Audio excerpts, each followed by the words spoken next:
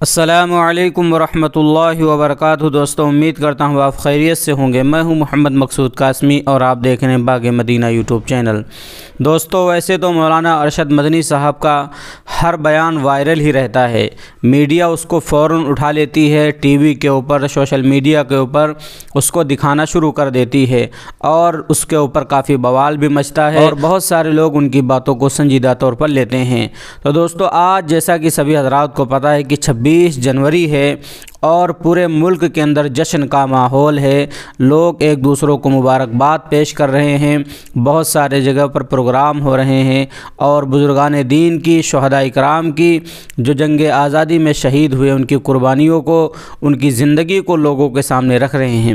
اسی موقع کے اوپر آج مولانا ارشد مدنی صاحب نے ایک بیان جاری کیا ہے اور اس بیان کو ہمیں لازمی سننا چاہیے، کیونکہ اس بیان کے اندر ایسی چیزیں ہیں اگر ہم جان لیں تو ہمیں بہت ہی فائدہ ہونے والا ہے۔ تو دوستوں، میں بڑھتا ہوں مولانا ارشد مدنی صاحب کے آج کے دیے ہوئے بیان کی طرف، تو آپ اس بیان کو سماعت کر لیں اور پہلی بار اگر چینل کو دیکھ رہے ہیں تو برائے مہربانی سبسکرائب کر لیں۔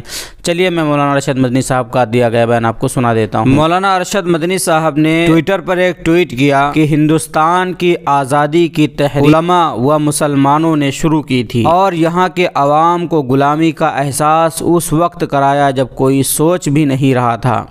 ہندوستان میں انگریزوں کے خلاف سب سے پہلے علم بغاوت علماء نے ہی بلند کیا تھا اور جنگ آزادی کا بگل انہوں نے ہی بجایا تھا۔ تو دوستو، یہ ایسی روشن تاریخ ہے جس کو ہم کبھی اپنی زندگی میں بھلا نہیں سکتے۔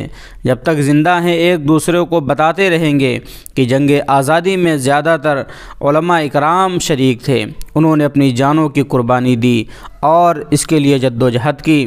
جب انہوں نے قربانی دی تو انہیں آزادی بھی مل گئی اور انگریزوں سے اس ملک کو آزاد کرانے میں علماء کا بہت ہی بڑا کردار ہے، لیکن ان کی روشن تاریخ کو لوگوں نے آج فراموش کر دیا ہے۔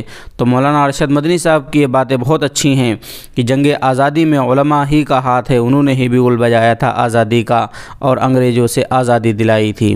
تو ہم خود اس چیز کو جانیں، اپنے آنے والی نسلوں کو بھی اس چیز کو بتاتے رہیں، اپنے بچوں کو بھی بتاتے رہیں، علماء اکرام کی قربانیوں کو یاد دلاتے رہیں، جس سے ذہن میں ہمیشہ یہ رہے گا کہ ہاں، ہمارے علماء اکرام ہی نے اس دیش کو آزاد کرایا تھا۔